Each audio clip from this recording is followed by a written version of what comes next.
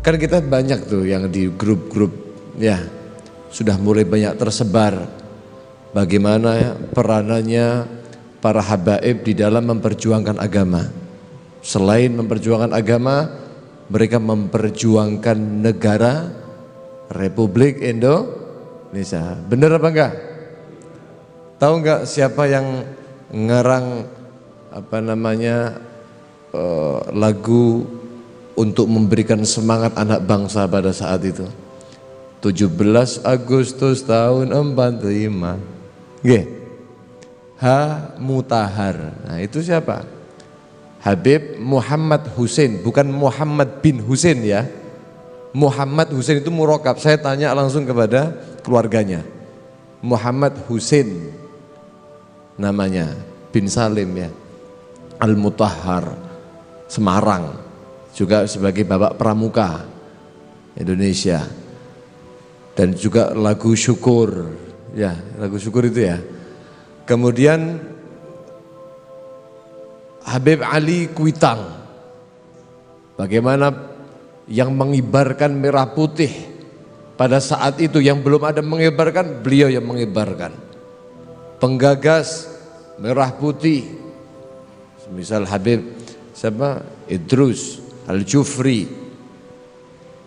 Bagaimana peranan Habib Salim bin Jindan, yang mana sampai berkali-kali berhadapan dengan penjajah, dapat kriminalisasi daripada penjajah karena menyemangati untuk kemerdekaan. Dan banyak sekali Sultan Hamid Al-Gadri semisal, yang merancang lambang negara Garuda Pancasila itu. Sekarang ada pertanyaan sebegini, jenengan kersane lek ndongokne iki tenanan. Kenapa kok habaib punya sikap seperti itu? Kenapa etnis-etnis yang lain kok tidak? Seperti etnis yang di luar itu kan tidak mau mengakui, bahkan masih memegang kebangsaannya sendiri walaupun hidup di Indonesia. Ini adalah ajaran datuknya, ajaran baginda Nabi Muhammad sallallahu alaihi. Tahu enggak? Nabi Muhammad itu mengajarkan cinta negerinya apa enggak? Mengajarkan cinta negerinya apa enggak?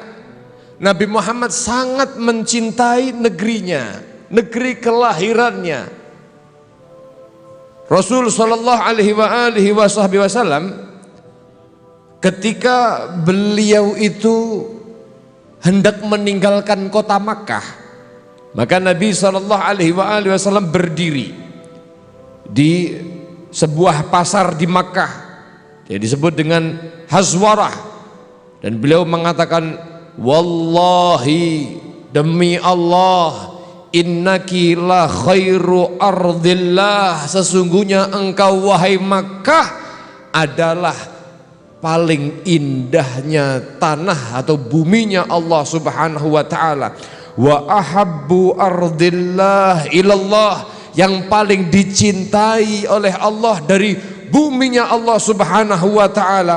Walaula anni ukhrijtu minki, kalau seandainya aku tidak diusir dari engkau wahai Makkah, ma kharajtu, aku tidak akan pernah keluar daripada Makkah.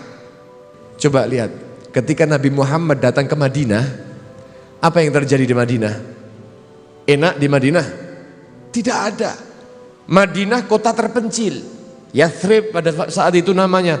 Madinah itu ketika didatangi oleh Nabi dan para sahabatnya, semua para sahabat, hampir kebanyakan para sahabat menerima penyakit huma.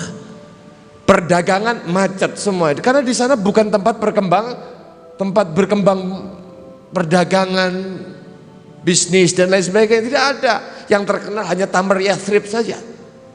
Udaranya tidak mendukung. Sayyidina Bilal sakit, Sayyidina Abu Bakar sakit, sampai berwasiat mereka. Tapi coba lihat bagaimana Nabi SAW ketika beliau itu sudah keluar dari Makkah yang dicintai, kemudian bertempat tinggal di Madinah. Apa yang dilakukan Nabi Muhammad SAW? Apakah kemudian tetap mencintai Makkah melebihi daripada Madinah dan tidak enggan untuk mencintai Madinah. Tidak, para jamaah yang dirahmati Allah Subhanahu wa taala. Tapi justru baginda Nabi Muhammad sallallahu alaihi wasallam menengadahkan tangannya di hadapan Allah Subhanahu wa taala, kemudian mengatakan, berdoa, Allahumma habbib ilainal madinata kahubbina Makkah. Ya Allah, berikanlah cinta di dalam hati kami kepada Madinah sebagaimana cinta kami kepada tanah Makkah. Au asyad, bahkan beliau minta kepada Allah, atau lebih daripada cinta kami kepada Makkah. Ini menunjukkan Nabi Muhammad cinta kepada negerinya. Nabi Muhammad bahkan berdoa, wasahhiha, ya Allah berikan kesehatan ada di tanah Madinah. Wa barik lana fi sa'iha wa muddiha, berkahi kami ya Allah dalam sa' dan mudnya, timbangan-timbangan perdagangannya. Artinya mudah-mudahan bisnis dilancarkan oleh Allah. Berdoa minta kepada Allah Subhanahu wa taala. Wangkul ya Allah, dan kemudian pindahkan hummaha, penyakit-penyakit yang ada di dalam Madinah, waja'alha bil Juhfah, ya, jadikan geser ke tanah Juhfah. Coba lihat cintanya Nabi Muhammad kepada Madinah setelah beliau pindah. Habaib, ketika dari Yaman datang, dari luar negeri datang ke Indonesia, mereka mencintai Indonesia sama dengan mencintainya kepada negerinya. Sallallahu alaihi Nabi Muhammad. Ikut memperjuangkan ketika datang di Indonesia, ikut memperjuangkan daripada kemerdekaan Republik Indonesia, menganggap ini adalah negerinya sendiri, kemudian memperjuangkan. Begitu ajaran siapa? Nabi Muhammad sallallahu alaihi wasallam. Makanya lucu kalau ada bilang, wah diusir, kamu bukan orang pribumi. Wah, kami berjuang sampai. Okay. Maka mari kita doakan sama-sama ya. Kita doakan, kita baca tahlil, betul-betul mudah-mudahan akan menjadi sebuah hadiah besar untuk mereka dari anak-anak bangsa yang mengisi kemerdekaan yang mereka perjuangkan. Amin Allahumma amin ya rabbal alamin.